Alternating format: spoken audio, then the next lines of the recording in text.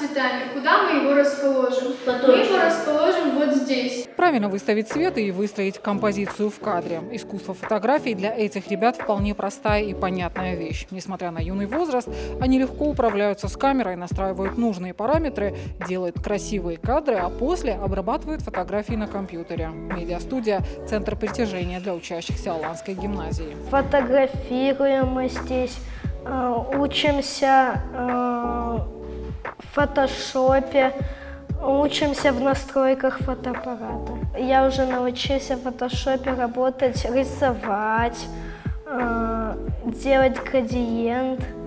В градиенте можно сделать радугу. Самый мой любимый предмет – это медиа.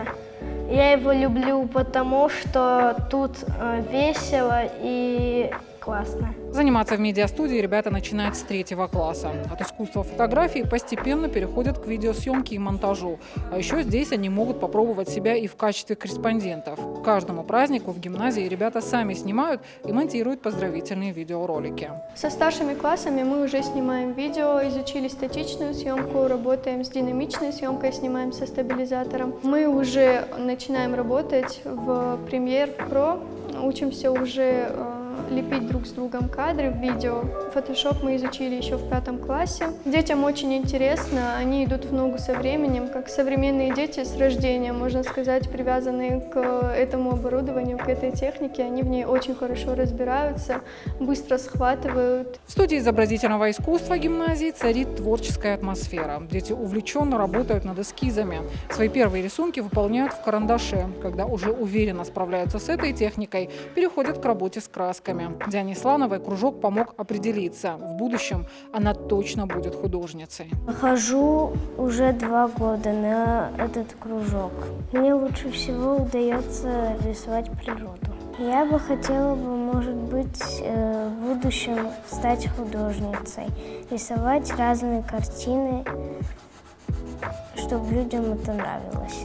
Если я буду художницей, то чаще всего буду рисовать пейзажи. Каждый всегда приходит с интересом, чтобы что-то новое, что-то интересное сделать. Иногда даже вот дети, которые с интересными мыслями, которые могут что-то показать, но не могут это именно нарисовать. Бывает такое. В чем, конечно же, мы вместе начинаем разбираться, начинаем детали прорабатывать. Учимся аккуратно и тщательно над каждым нашим рисунком работать. Национальные танцы – неотъемлемая часть культурного кода, поэтому в гимназии особое внимание уделяют хореографии. Щимт, хонга, щирга. Через танец ребятам прививают любовь к традициям. Сегодня у нас была хореография, мы научились еще красивее танцевать. Мы уже научились танцевать щимт, хонга и щирга. Из этих танцев мне больше всего нравится щимт. У ребят с 1 по 6 класс есть возможность заниматься футболом. Причем в спортивной секции не только мальчики, но и девочки.